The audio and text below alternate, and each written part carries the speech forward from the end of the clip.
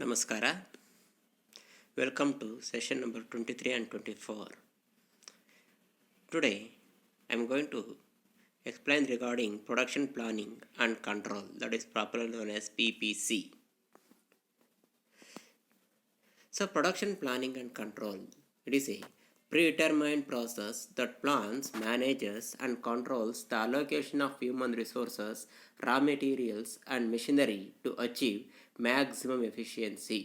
So production planning and controlling, that means in order to get maximum output, we have to allocate our inputs like human resources, raw materials and machinery in such a way that it has to give more efficiency or the maximum output. These are to be planned, managed and controlled. This process is called production planning and control.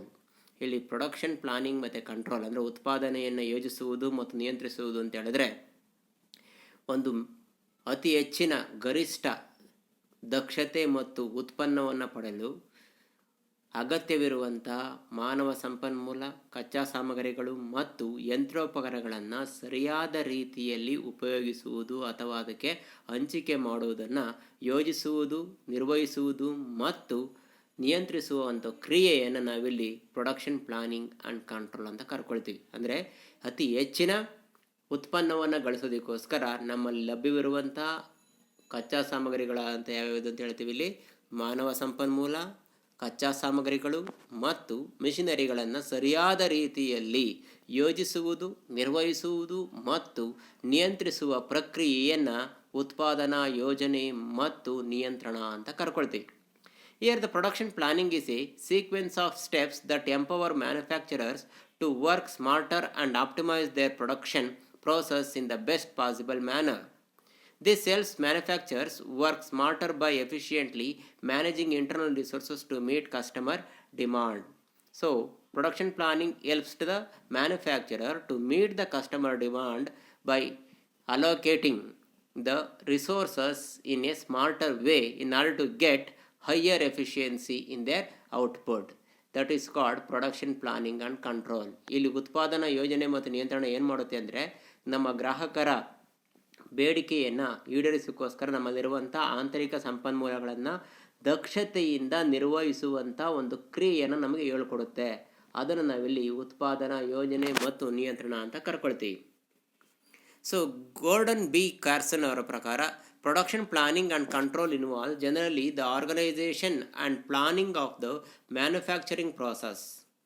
Specifically, it consists of the planning of the routing, scheduling, dispatching and inspection, coordination and the control of materials, methods, machines, tooling and operating times. The ultimate objective is the organization of the supply and movement of materials and labor, machine utilization and related activities in order to bring about the desired manufacturing result in terms of quantity, time and place.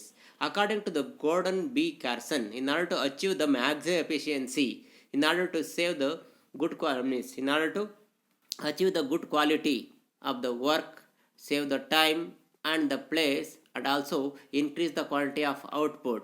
In order to maintain this, so you have to effectively control the material, labor and machine utilization. This process is involved in the production planning and controlling. This is given by Gordon B. Carson. ಇಲ್ಲಿ Gordon B Carson ಅವರ ಪ್ರಕಾರ ಒಂದು ಸಂಸ್ಥೆಯು ಅತಿ ಹೆಚ್ಚಿನ ಗರಿಷ್ಠ ದಕ್ಷತೆಯಿಂದ ಒಳ್ಳೆಯ ಗುಣಮಟ್ಟದ ವಸ್ತುಗಳನ್ನು ಉತ್ಪಾದಿಸುವುದು ಮತ್ತು ಸರಿಯಾದ ಕಾಲದಲ್ಲಿ ಮತ್ತು ಸ್ಥಳದಲ್ಲಿ ಅವುಗಳನ್ನು ಒದಗಿಸುವುದಕ್ಕೆ ಅಗತ್ಯವಾದಂಥ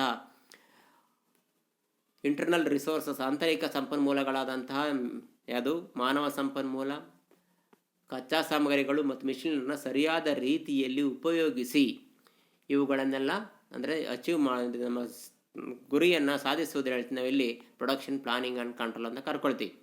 ಇದರಲ್ಲಿ ಮುಖ್ಯವಾಗಿ ಈ ಪ್ಲಾನಿಂಗಲ್ಲಿ ಕನ್ಸಿಡರ್ ಮಾಡಿರೋದು it includes routing, scheduling, dispatching, inspection, coordination and control of machineries and materials. ಇದರಲ್ಲಿ ಪ್ರಮುಖವಾಗಿ ಯಾವ್ದು ಬರುತ್ತೆ ಯೋಜಿಸುವಿಕೆಯಲ್ಲಿ ಅಂತ ಹೇಳಿದರೆ ಸರಿಯಾದ ಮಾರ್ಗವನ್ನು ಕೊಡೋದು, ಅದಕ್ಕೆ ಸರಿಯಾದ ಶೆಡ್ಯೂಲ್ ಅಂತ ಹೇಳಿದರೆ ಒಂದು ಕಾಲದ ಒಂದು ಮಿತಿಯನ್ನು ಇರೋದು ಮತ್ತು ಸರಿಯಾದ ಮೆಟೀರಿಯಲನ್ನು ಡಿಸ್ಪ್ಯಾಚ್ ಮಾಡೋದು ಮತ್ತು ಅದನ್ನು ಸರಿಯಾಗಿ ಪರೀಕ್ಷಿಸಿ ಅವುಗಳ ಸಮನ್ವಯಗೊಂಡಾಗ ಮಾತ್ರ ನಾವು ಇದನ್ನು ಗಳಿಸೋದಕ್ಕೆ ಸಾಧ್ಯ ಅಂತ ಗೋರ್ಡನ್ ಬಿ ಕಾರ್ಸನ್ ಅವರು ಹೇಳಿದ್ದಾರೆ.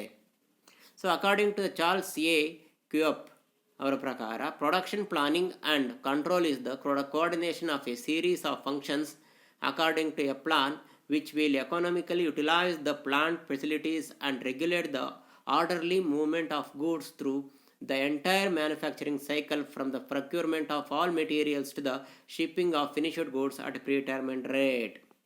So according to him, what is production planning and control means? It is the coordinating the entire activities from the beginning, that is from the input to the output.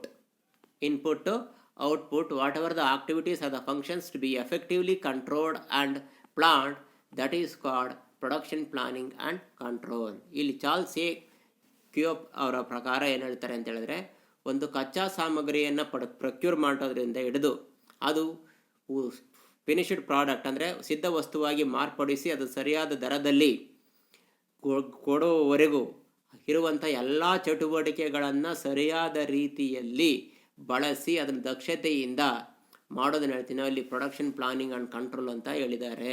ಈ ಸಂದರ್ಭದಲ್ಲಿ ಎಲ್ಲ ಚಟುವಟಿಕೆಗಳನ್ನು ಸಮನ್ವಯಗೊಳಿಸಬೇಕು, ಅದನ್ನು ಹೇಳಿದ coordination ಮಾಡಬೇಕಾಗುತ್ತೆ ಮತ್ತು ನಮ್ಮಲ್ಲಿ ಲಭ್ಯವಿರುವಂಥ ಎಲ್ಲ ಫೆಸಿಲಿಟಿ ಸೌಲಭ್ಯಗಳನ್ನು ಸರಿಯಾದ ರೀತಿಯಲ್ಲಿ ಉಪಯೋಗಿಸಿಕೊಂಡು ಈ ಒಂದು ಗುರಿಯನ್ನು ಸಾಧಿಸಬೇಕು. ಅದನ್ನು ಹೇಳ್ತೀನಿ ಅಲ್ಲಿ ಪ್ರೊಡಕ್ಷನ್ ಪ್ಲಾನಿಂಗ್ ಆ್ಯಂಡ್ ಕಂಟ್ರೋಲಿಂಗ್ ಅಂತ ಚಾರ್ಲ್ಸ್ ಎ ಕ್ಯೂಪ್ ಅವರು ಹೇಳಿದ್ದಾರೆ. ಹಾಗಾದರೆ what are the objectives of the production planning and controlling? Planning of production proceeds, control. Whatever is planned need to be controlled. The ultimate object of both planning and control is to use various inputs in a efficient way and to have the proper control over various targets and scheduled fixed earlier. So according what the main objective of the production planning and controlling is, means you have to plan and control the various inputs in order to get the efficient and effective manner, so in order to get maximum output within a scheduled fixed period of time. That is called the first objective of the planning and controlling. So production planning objectives: to determine the requirements for men, materials and equipment, production of various inputs at a right time and in right quantity, making most economical use of various inputs, arranging production schedules according to the needs of the marketing departments, providing for adequate stocks for meeting contingencies, to keep up to date information process.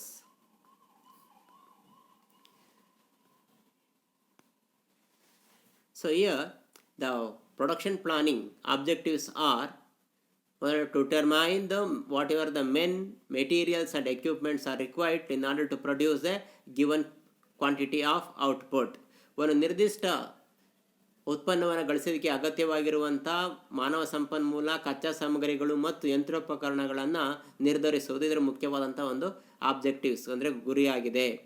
ಅದೇ ರೀತಿ ಸರಿಯಾದ ಕಾಲದಲ್ಲಿ ಮತ್ತು ಸರಿಯಾದ ಪ್ರಮಾಣದಲ್ಲಿ ಬೇಕಾಗಿರುವಂಥ ಎಲ್ಲ ಕಚ್ಚಾ ಸಾಮಗ್ರಿಗಳನ್ನು ಅಥವಾ ಹೂಡಿಕೆಗಳನ್ನು ನಾವು ಏನು ಮಾಡಬೇಕಾಗುತ್ತೆ, ಅದು ಒದಗಿಸೋದು ಇದರ ಇನ್ನೊಂದು ಮುಖ್ಯ ಕರ್ತವ್ಯವಾಗಿದೆ ಅಂದರೆ ಆಬ್ಜೆಕ್ಟಿವ್ಸ್ ಆಗಿದೆ. Making most economical use of various inputs, it means you have to use all the inputs at a maximum extent in order to get the economy.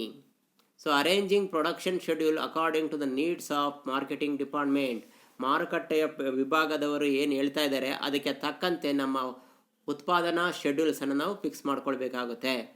Providing for adequate stock for meeting contingencies.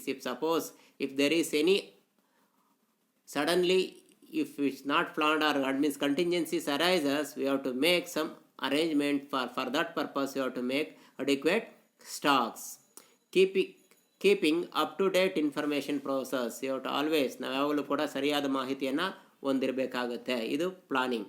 ಅದೇ ರೀತಿ production control ಏನಿದೆ ಅದರ ಆಬ್ಜೆಕ್ಟಿವ್ಸ್ ಏನು? First one is to make efforts to adhere to the production schedule, issuing necessary instructions to the staff for making the plans realistic, to ensure that goods produced according to the prescribed standards and quality norms, to ensure that various inputs are made available in right quantity and at a proper time, to ensure that work progresses according to the predetermined plans.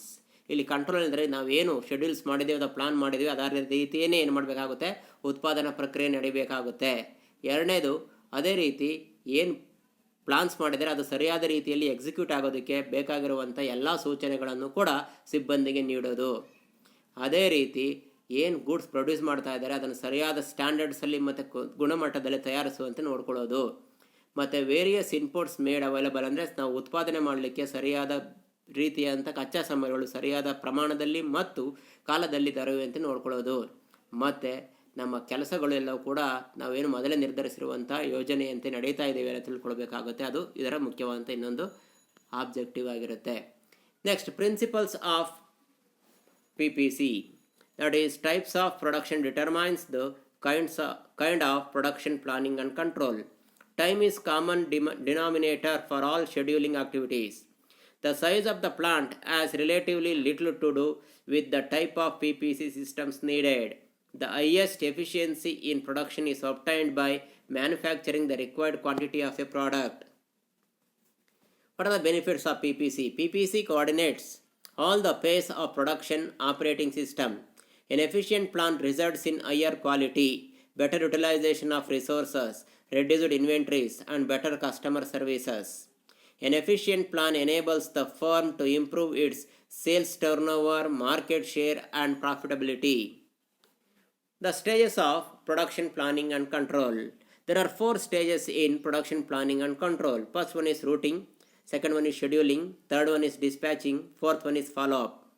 ಇಲ್ಲಿ production planning ಮತ್ತು ಅಂದರೆ ಉತ್ಪಾದನಾ ಪ್ರಕ್ರಿಯೆಯ ಯೋಜನಿಸುವಿಕೆ ಮತ್ತು ನಿಯಂತ್ರಣದಲ್ಲಿ 4 ಮುಖ್ಯ ಹಂತಗಳಿವೆ.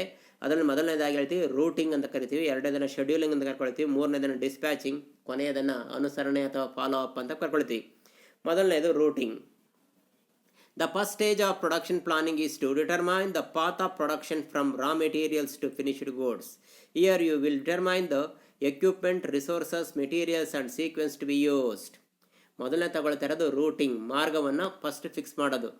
ಎಲ್ಲಿಂದ ಎಲ್ಲಿವರೆಗೂ ನಾವೇನು ಯೋಜನೆ ಮಾಡಿರ್ತೀವಿ, ಯೋಜನೆ ಮಾಡಬೇಕಾಗಿರೋದು ರಾ ಮೆಟೀರಿಯಲಿಂದ ಫಿನಿಶ್ಡ್ ಪ್ರಾಡಕ್ಟ್ ಆಗುವವರೆಗೂ ಏನೆಲ್ಲ ಸರಣಿ ರೂಪದಲ್ಲಿ ಹೋಗಬೇಕಾಗುತ್ತೆ, ಸೀಕ್ವೆನ್ಸ್ ಇರುತ್ತೆ, ಅದನ್ನು ಸರಿಯಾದ ರೀತಿಯಲ್ಲಿ ನಿರ್ಧರಿಸಬೇಕಾಗುತ್ತೆ. ಯಾವ ಎಕ್ವಿಪ್ಮೆಂಟ್ ರಿಸೋರ್ಸಸ್ ಬೇಕಾಗುತ್ತೆ, ಹ್ಯೂಮನ್ ರಿಸೋರ್ಸಸ್ ಎಷ್ಟು ಬೇಕಾಗಿದೆ, ಮೆಟೀರಿಯಲ್ ಎಷ್ಟು ಬೇಕಾಗಿದೆ, ಮತ್ತು ಅದನ್ನು ಯಾವ ಒಂದು ಸೀಕ್ವೆನ್ಸಲ್ಲಿ ಇಡಬೇಕಾಗಿದೆ, ಉಪಯೋಗಿಸಬೇಕಾಗಿದೆ ಅನ್ನೋದನ್ನು ನಿರ್ಧರಿಸೋದು ಹೇಳ್ತೀವಿ ನಾವಲ್ಲಿ ರೂಟಿಂಗ್ ಅಂತ ಕರ್ಕೊಳ್ತೀವಿ. Second one is scheduling. The second stage of production planning is to determine when operations are scheduled.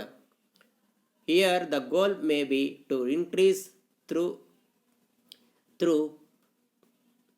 reduced lead time or increase profits. Many strategies can be used to create the most efficient schedule. So scheduling means to fix the time to reach the goal, so increase the output. Dispatching. The third stage of production control starts when production is initiated. That is, when the scheduling plan is implemented, materials and work orders are released. The work is following down the production line. Last one, follow up. The fourth stage of production control is to determine whether there are any bottlenecks or inefficiencies in the process. Here you can compare the predicted run hours and quantities with the actual values reported to determine whether the processes can be improved. Thank you very much.